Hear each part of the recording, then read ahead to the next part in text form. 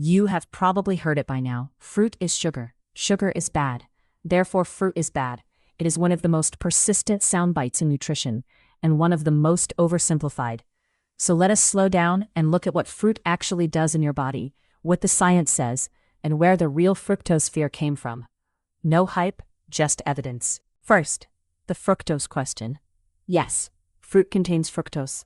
And yes, we have shown in earlier videos that industrial fructose in soda and sauces can drive liver fat. But the fructose in an apple is not the fructose in a soda.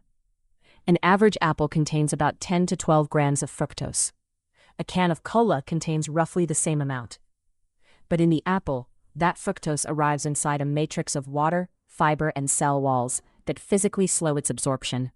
The sugar is released gradually, not dumped. A 2019 review in the journal Nutrients found that whole fruit consumption is consistently associated with lower, not higher, risk of type 2 diabetes. Second, the fiber effect. When you eat an apple, you chew through cell walls. That mechanical breakdown is the first step of digestion, and it takes time.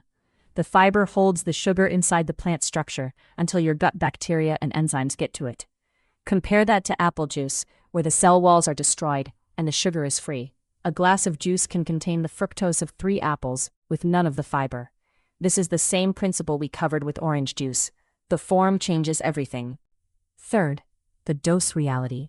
To get a metabolically meaningful load of fructose, you would need to eat a very large amount of whole fruit, far more than anyone eats voluntarily. The liver handles small, steady amounts of fructose from fruit without complaint. The problem only appears with concentrated, free fructose at industrial scale. The World Health Organization does not warn against fruit. It warns against free sugars, the added kind. Fourth, the micronutrient trade. Fruit is not just sugar. It delivers vitamin C, potassium, polyphenols, and the fiber we just discussed. A 2021 meta-analysis in Circulation linked higher fruit intake to lower cardiovascular risk.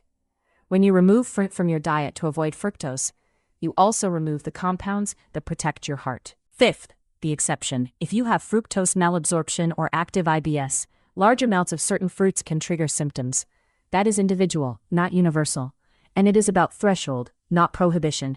A handful of berries is very different from a fruit-only cleanse. So what can you do? Keep eating whole fruit. Prefer it over juice. If you have gut issues, notice your personal threshold, and stop treating fruit as a sneaky candy. The evidence does not support that framing. Fruit is not the problem.